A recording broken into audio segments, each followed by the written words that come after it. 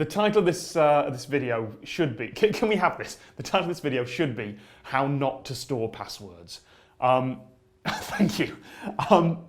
Because you really shouldn't store passwords yourself if you can at all avoid it.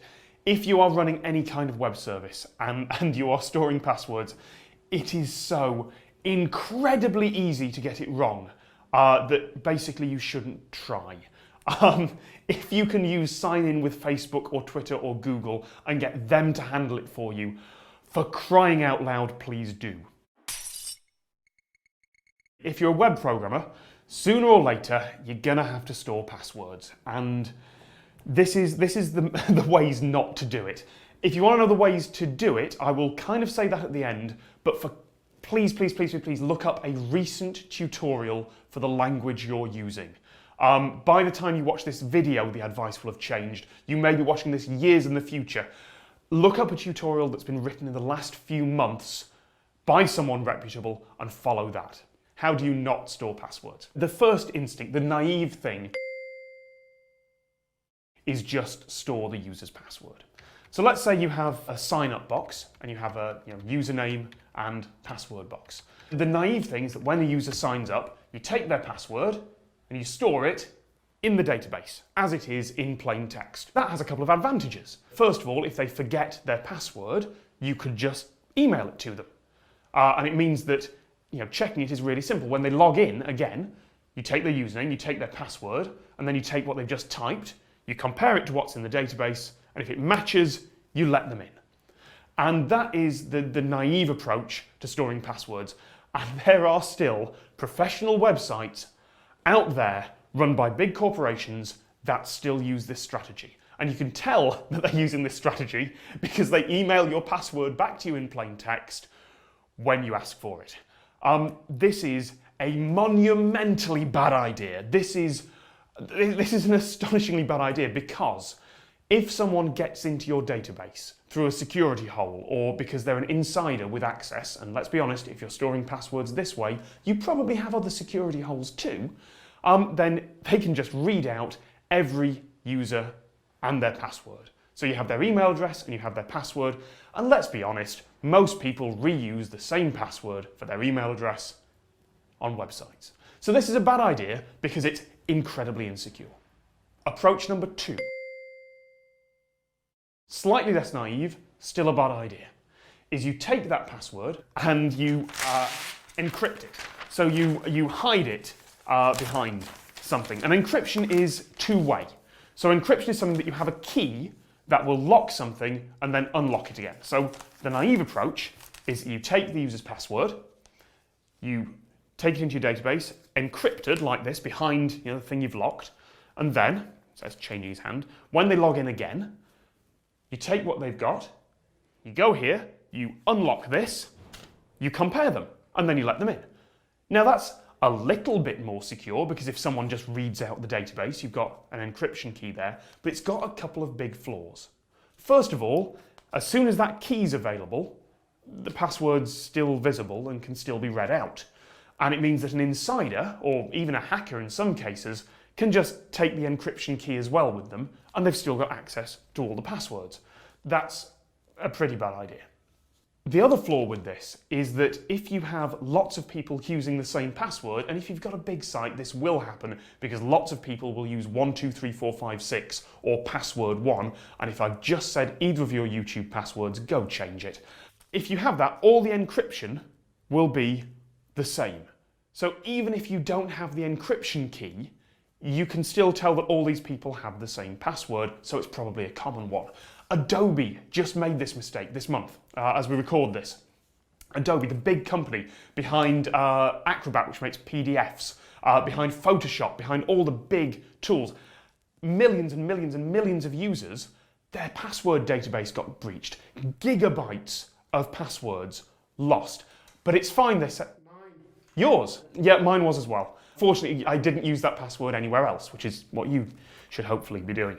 Their passwords were encrypted, and that was it. It was just a lock on it. And it meant that everyone who had the same password had the same encrypted code.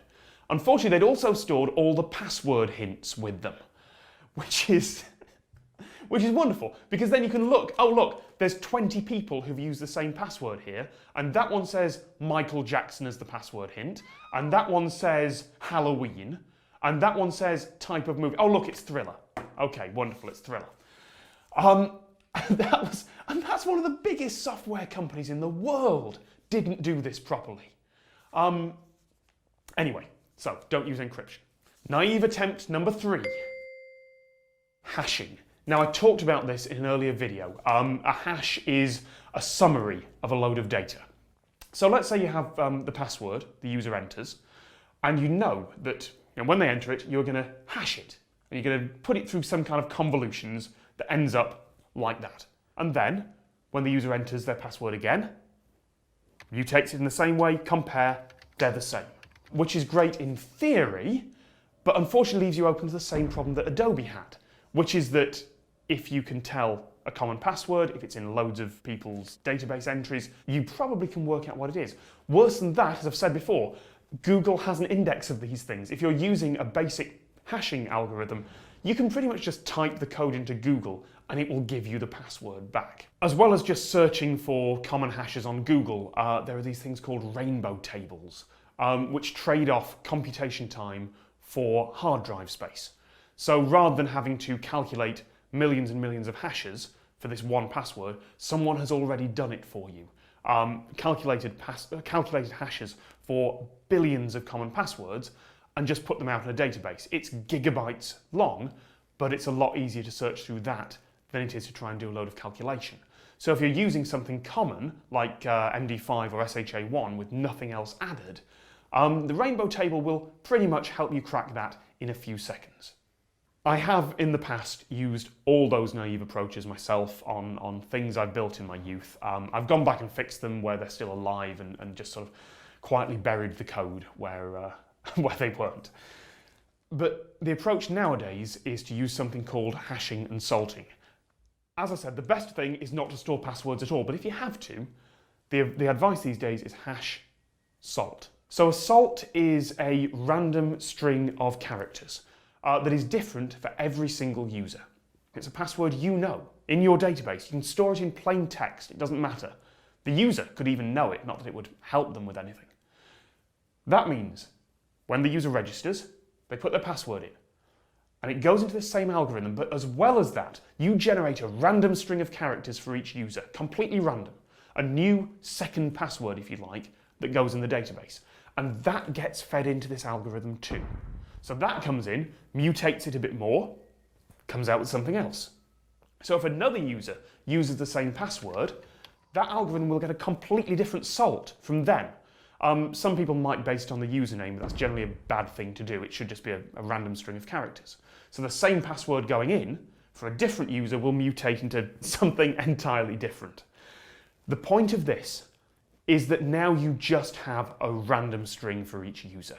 You cannot possibly pull the password back from this. It won't appear in Google because it's a massively long random string. You can't brute force it back by looking at what common passwords are reused. All you can do is do the old style attack of trying every single common password one after the other.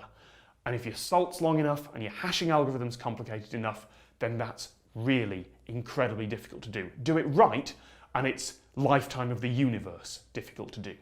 Or at least it is, until they use the password 123456.